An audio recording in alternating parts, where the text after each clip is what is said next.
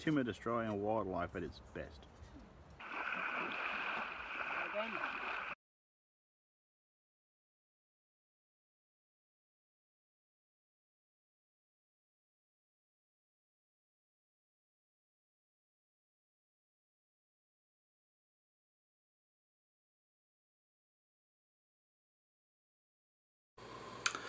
Hi guys, it's Mike here from KS Bushcraft Down Under.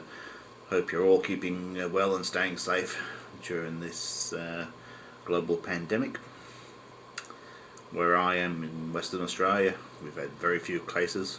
We're lucky really due to our low population density and isolation, which is turning out to be a good thing. So today, I'm going to do a review of this GIL titanium RUK. Now there's lots of different versions of these in aluminium, anodized, plain, brass, but I've got a soft spot for titanium pocket tools, and I've been carrying a Rexford RUK for a number of years. You can see the GIL Techs are a similar size, yeah, but certainly it's thicker. So I'm lucky, really. I can get away with EDCing like this dried SMF, which is a brilliant knife. Now, your knife's natural enemy is cardboard. I tend to open a fair bit of heavy duty boxes and that horrible hard plastic that you get on lock sets and stuff, so I don't want to be messing this up. I mean, I use my stuff, but I don't necessarily want to abuse it, and I want to preserve the edge for more important stuff. So I like to carry a box cutter, and if you're going to carry something, why not get something good?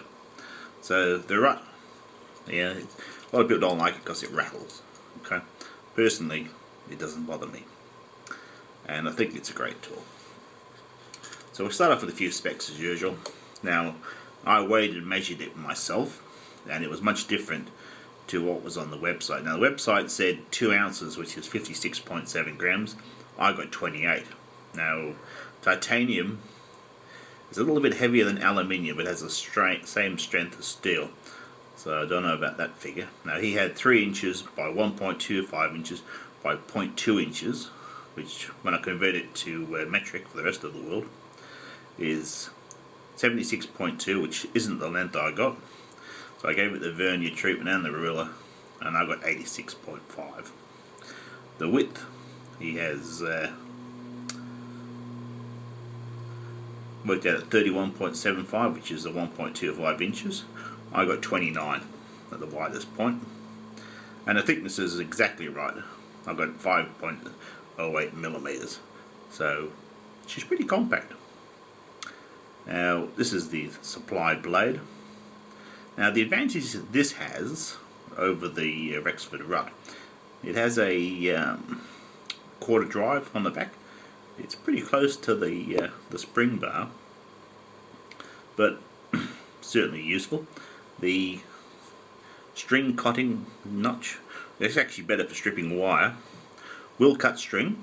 It doesn't have much blade exposed, and if you depress the blade it has even less. It will cut string. It won't cut paracord. I tried it. It does a reasonable job, especially if you hold the blade, of stripping the insulation off at car wiring. Now what it does well, which the RUK won't do, is one-handed opening. So by depressing on the blade, you can have one position or two. Now in the second position, this notch at the top, the camera can pick that up, prevents it from coming out. So to remove the blade, you bring it up, there's the spring bar, and the blade comes out.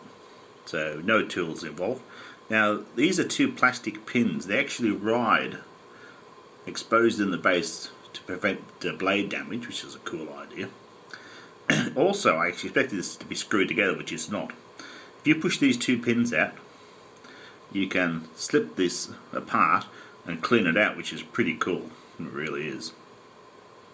So it's going to be jimping on the top for getting a hold of it, and it does hold in your hand when you're working it hard quite well. Probably better than the RUK. So to get it back in, this is of course still pretty new, you need to press that bar down to get the blade started, and just put a bit more pressure in. So it's a no tool blade change. It's got a pry bar slash flat bladed screwdriver and a bottle cap lifter on the top, which I'll have to test later on some Corona lager, that is. And all in all, it's a pretty neat tool. And no, there's no rattles on this one.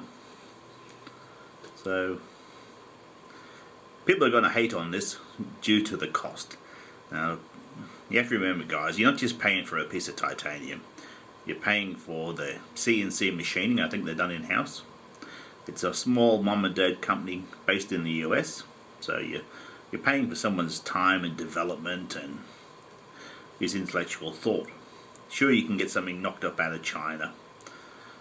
Probably there's a copy of this already, but if you want to support a guy having a go, buy something like this. Okay, you'll get a lifetime out of it, provided you don't lose it. Now I did see on the website he now has a pocket clip available and a few other accessories for this. So I think you'd be pretty pleased. You know what they say, yeah, buy once, cry once. So I fully recommend this. It's a good piece of kit.